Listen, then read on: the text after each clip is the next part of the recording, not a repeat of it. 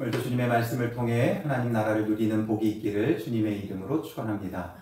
우리가 주님 안에서 거룩하게 살아간다는 것, 이게 정말 중요한 겁니다.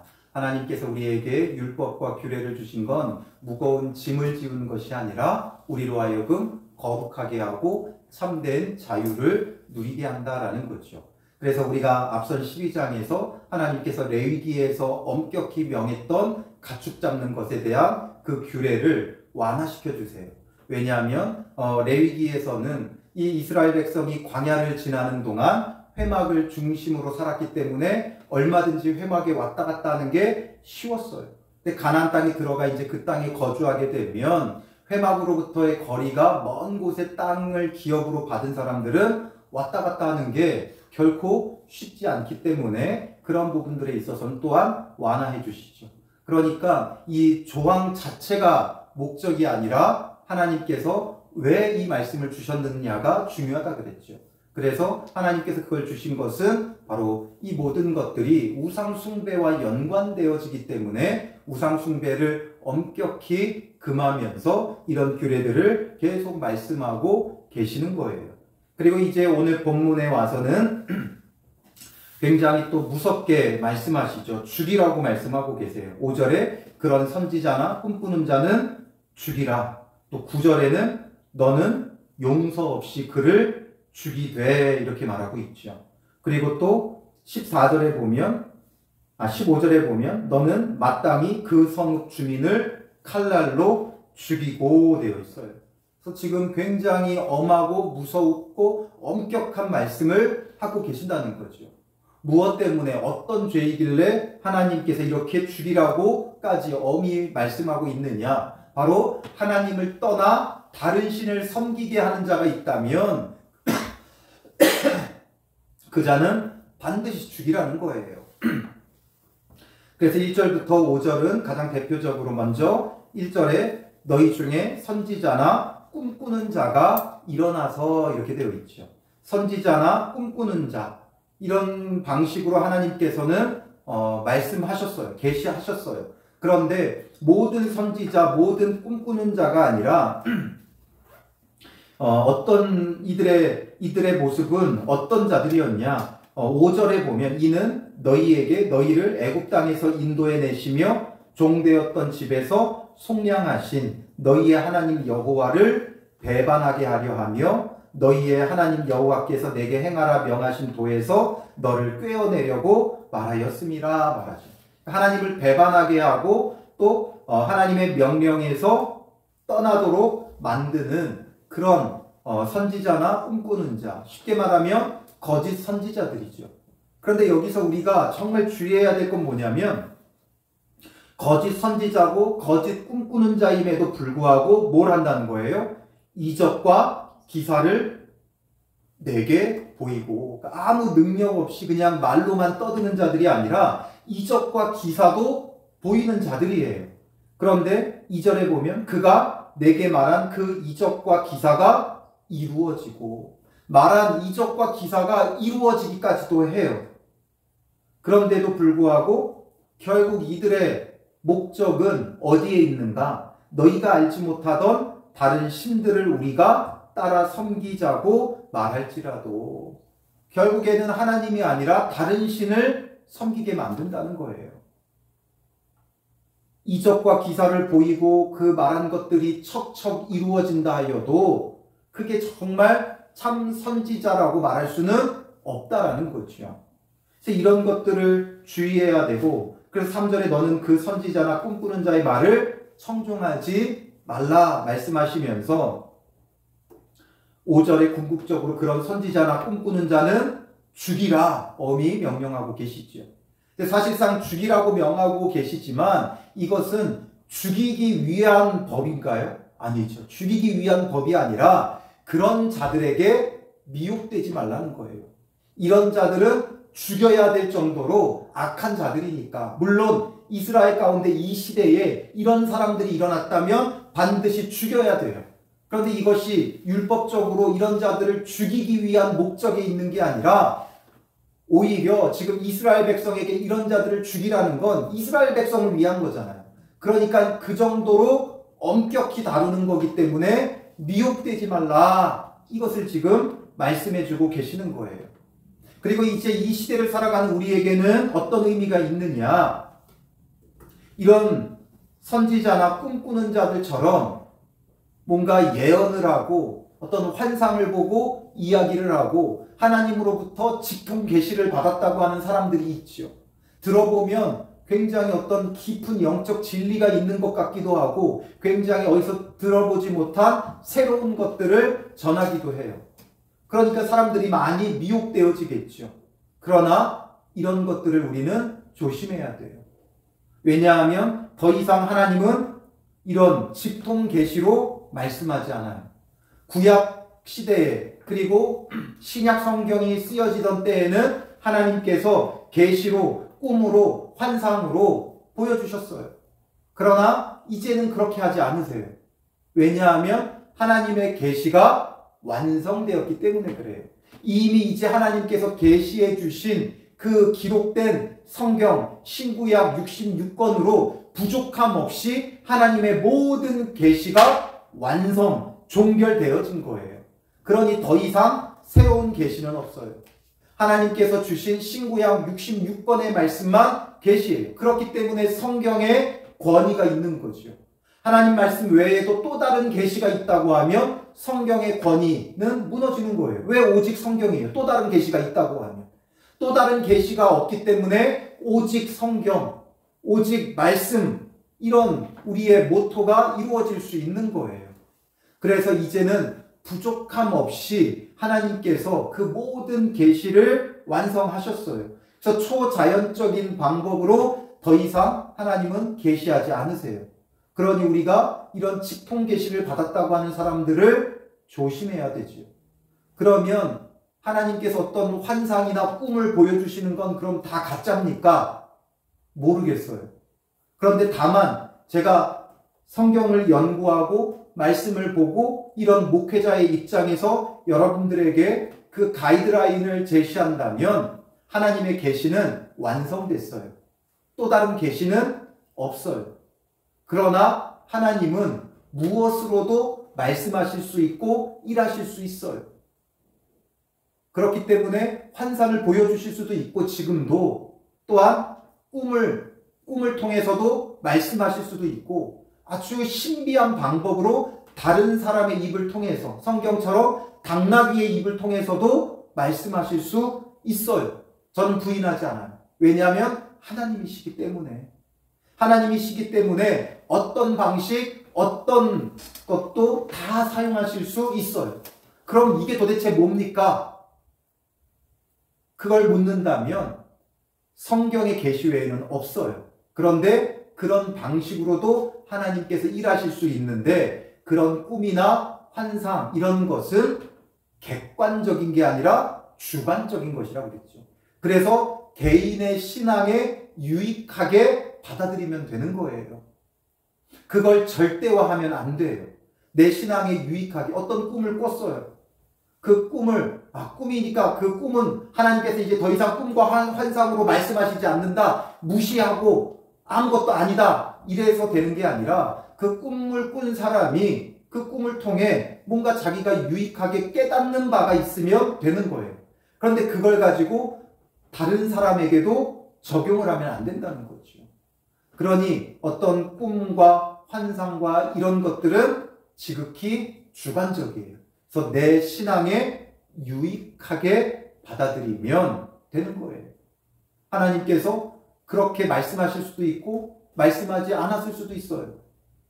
정말 말 그대로 개꿈인데 내가 거기다가 너무나 많은 의미를 부여할 수도 있어요.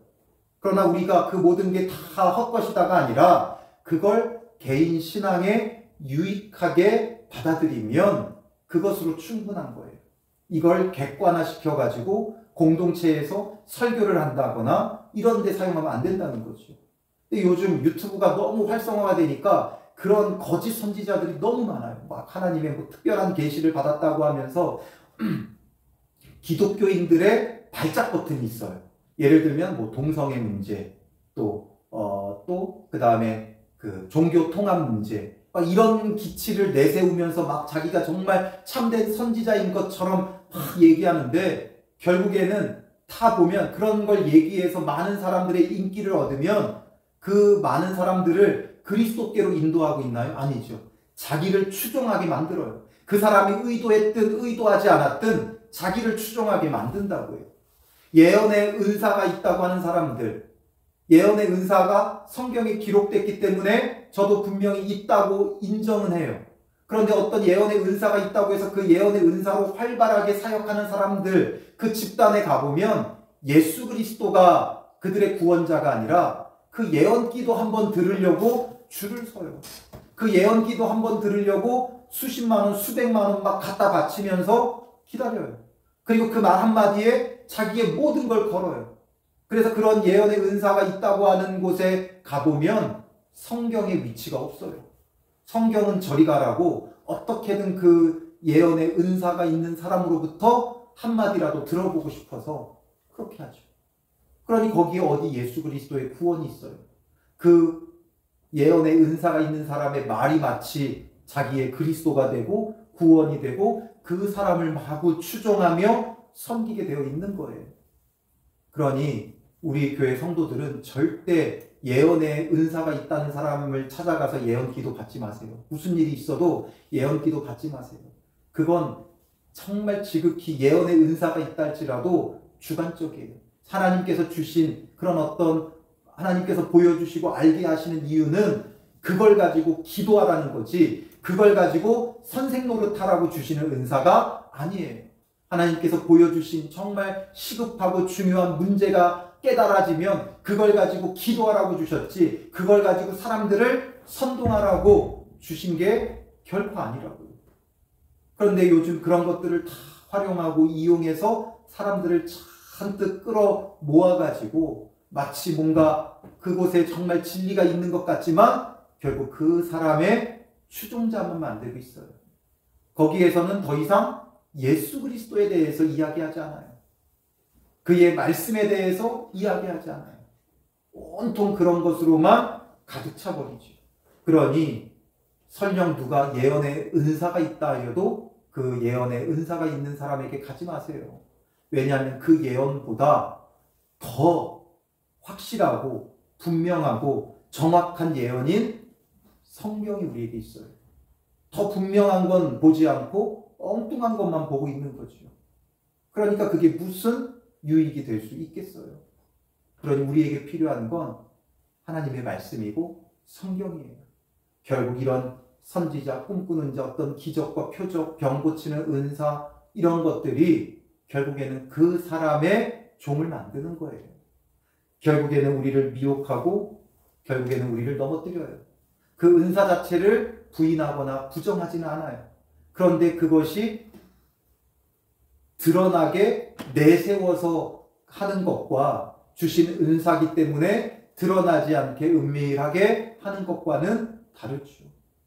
정말 병 고치는 은사가 있으면 병든 자여 오라는 게 아니라 정말 붙여주시는 사람들을 위해 내세우지 말고 은밀히 그 사람을 위해 끊임없이 기도하면 돼요. 그럼 병 고치는 그 은사를 통해 그 사람이 치료받겠죠. 내가 그 사람을 위해 기도해서 치료받은지도 모르게 치료받게 해야 돼요. 그렇지 않으면 내가 드러나고 내가 인정받고 나를 추종하는 자가 세상 가운데 일어날 수밖에 없는 거죠. 또 예언의 은사를 주셨으면 주님께서 깨닫게 하신 그걸 가지고 끊임없이 기도하면 되는 거예요.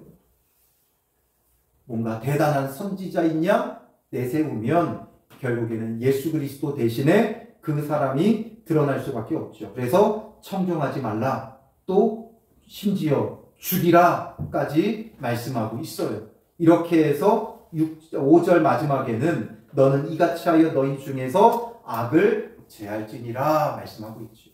악을 제할지니라. 결국 이런 것들이 전부 다 악이라는 거예요.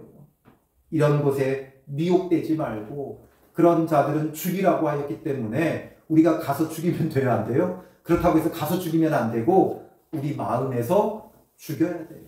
뭘 죽여야 돼요? 그런 것에 미혹되는 내 마음을 죽여야죠. 내 마음을 죽여야죠. 그러면 그 사람은 더 이상 내 안에서 아무것도 아닌 존재니까 죽어지게 되어 있는 거예요. 그 사람을 우리가 죽이는 게 아니라 우리의 마음에 미혹되는 우리의 마음을 죽이면 그 사람이 내 안에서 죽어지는 거예요. 그래서 이런 것에 혹하는, 저도 혹하는 마음이 있어요. 그런 은사가 있는 사람의 또 어떤 이렇게 세미나를 듣다 보면 그런 은사가 있는 사람의 세미나도 들을 때가 있어요. 들어보면 혹해요. 나도 가서 한번 기도 받아볼까? 나의 사역은 어떻게 될까? 이런 마음이 없지 않아 있어요. 그게 바로 우리가 미혹되는 마음이죠. 그러나 그런 미혹되는 마음을 제하고 우리는 오직 말씀으로 돌아와 그 말씀을 붙잡고 우리에게 주시는 어떤 예언의 은사나 또 아니면 우리 안에 주신 여러 가지 은사들이 있으면 드러나지 않게 유익하게 사용하면 돼요. 하나님께서 깨닫게 하신 것, 그것 가지고 끊임없이 기도해야 돼요. 공론화시키면 안 된다라는 것을 잊지 마세요. 그리고 이제 이어서 6절부터 11절에는 가까운 사람들이 유혹하고 미혹하는 경우에 대해서 말하죠. 6절에 보면 내 어머니의 아들, 뭐 이렇게 어렵게 말을 썼는지 모르겠어요. 그냥 어머니의 아들이면 형제잖아요. 그냥. 그래서 곧 내 형제나 이렇게 돼 있죠. 그러니까 굳이 뭐 이렇게 할 필요가 없는데 어머니의 아들이라고 표현하는 이유는 혈육의 그 형제 관계를 말하려고 하는 거죠. 우리가 뭐 가까운 경우도 그냥 형제처럼 지내는 경우가 있지만 어머니의 아들 곧 내 형제라는 건 정말 피를 나눈 형제죠. 피는 물보다 진하다 말하듯이 정말 나와 피를 나눈 가장 가까운 그 존재들, 내 형제나 내 자녀나 내 품의 아내나 그리고 친구가, 근데 그냥 친구도 아니죠. 너와 생명을 함께하는 친구가, 이건 정말 불가분의 관계에 있는 그런 사람들, 그런 사람들이 가만히 너를 꿰어 이르기를 너와 내 조상들이 알지 못하던 다른 신들, 곧 내 사방을 둘러싸고 있는 민족, 혹 내게서 가깝든지 내게서 멀든지 땅 이 끝에서 저 끝까지에 있는 민족의 신들을 우리가 가서 섬기자 할지라도,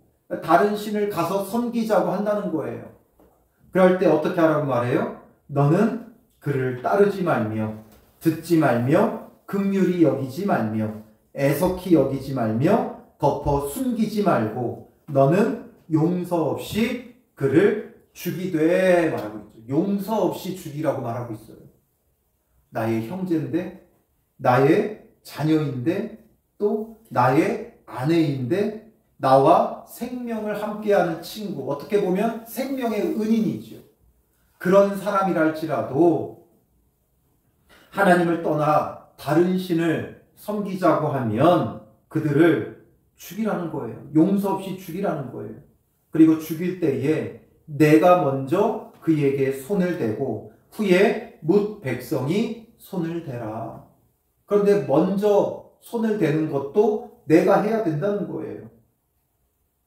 10절에 그는 애굽 땅 종되었던 집에서 너를 인도하여 내신 내 하나님 여호와에게서 너를 꿰어 떠나게 하려 한 자이니 너는 돌로 쳐 죽이라 라고 있죠. 돌로 쳐서 죽이라고 명하고 있어요. 그만큼 미혹하는 영들이 얼마나 무서운지를 알아야 돼요. 특히나 우리가 이렇게 가까운 가족의 경우 거절하기가 어렵죠. 자꾸만 때를 쓰고 하다 보면 어떤 마음이 들어요? 아유, 죽은 사람 소원도 들어준다는데 또 이런 우리의 정서가 있잖아요. 그 산 사람 소원 한번 못 들어줄까? 그래 내가 한 번은 가줄게. 이거죠. 우리가 복음을 전하다가 이런 방식이 되어져야 되는데 그게 이제 역으로 되는 거죠. 믿지 않는 가족들에게 우리가 끊임없이 복음을 전하며 그들에게 정말 그리스도에게로 인도하는 역할을 해야 되는데 반대로 이렇게 역으로 우리에게 전도를 하고 있을 때, 이방신을 우리에게 전하고 있을 때 우리가 어떻게 해야 되느냐? 죽이라는 거예요. 이 시대의 이 이스라엘의 사회는 하나님의 백성이었어요. 그러니까 전체가 하나님의 백성이었어요. 그런데 다 하나님의 백성인데 이런 자 하나가 일어나면 안 되죠. 그러니까 이때는 다 멸하고 죽이고 돌로 치라고 한 거예요. 그런데 우리가 살아가는 세상은 전부가 하나님의 백성인 경우가 아니죠. 그러니까 예를 들면 교회 안에 이런 사람이 일어나면 죽여야 돼요. 그런데 우리가 이제는 이렇게 돌로 쳐서 죽이는 방식에 죽이는 건 아니죠. 그러니까 교회에서 출교시켜야 돼요. 이렇게 교회 안에 와서 이런 역할을 하는 자들이 누구예요?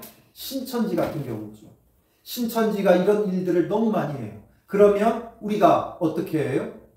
그래, 사랑으로 그래도 용서하고 돌봐야지. 이러면서 그들을 내버려 두면 되나요? 안 되죠. 어떻게든 그들을 교회 안에서 죽여야 돼요. 없애야 돼요. 그게 바로 출교시키는 거죠.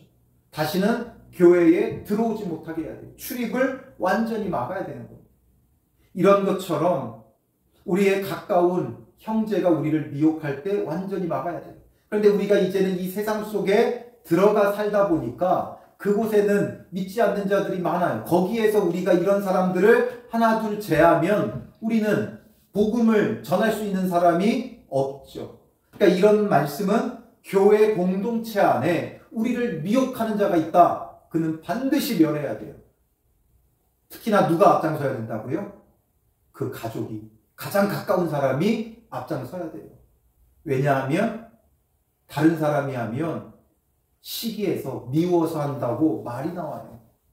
그러니 내 가족 중에 신천지가 있다.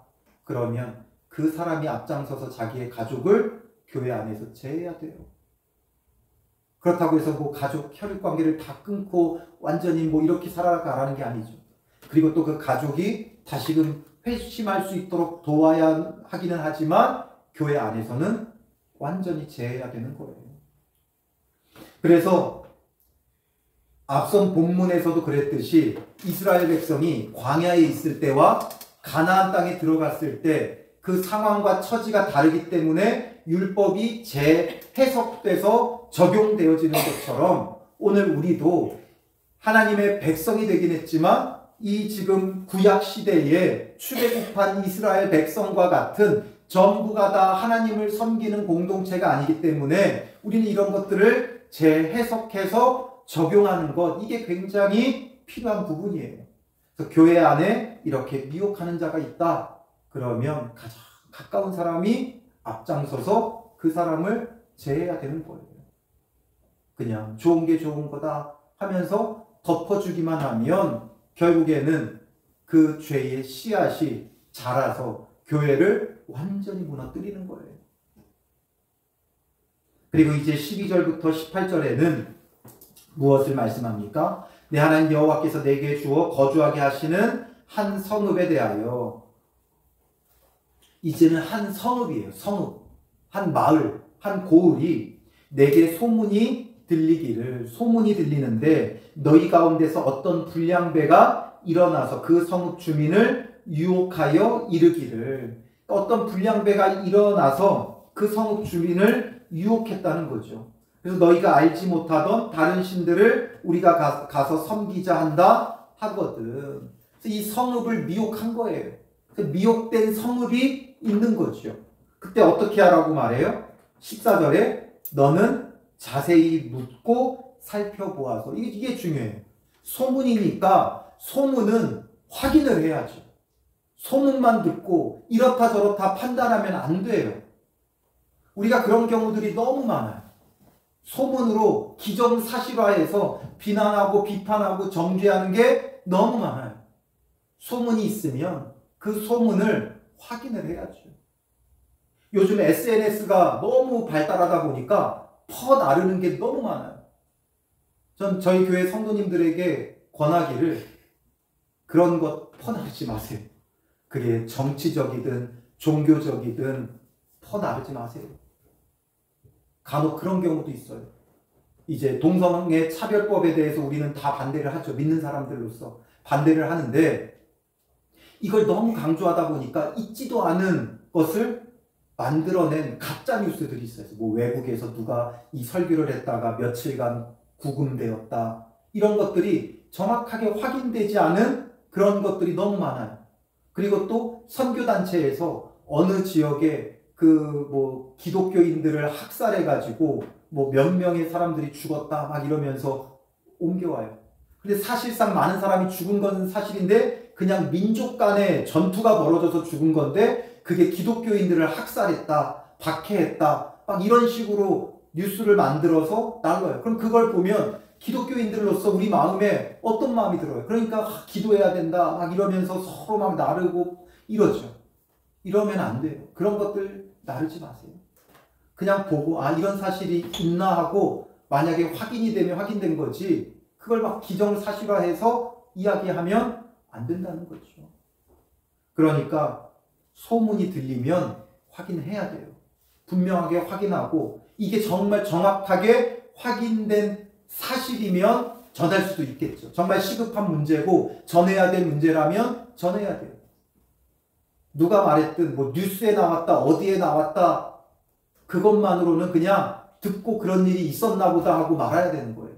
그런데 내가 정말 그 정확한 사실이 객관적으로 다 확인이 됐으면 그리고 정말 시급한 문제면 나눌 수 있고 전할 수 있죠. 그렇지 않고 하면 안 돼요. 그래서 소문이 들리면 자세히 묻고 살펴보아서 말하고 있죠. 이게 선행되어져야 돼요. 자세히 묻고 살펴보아야 돼요.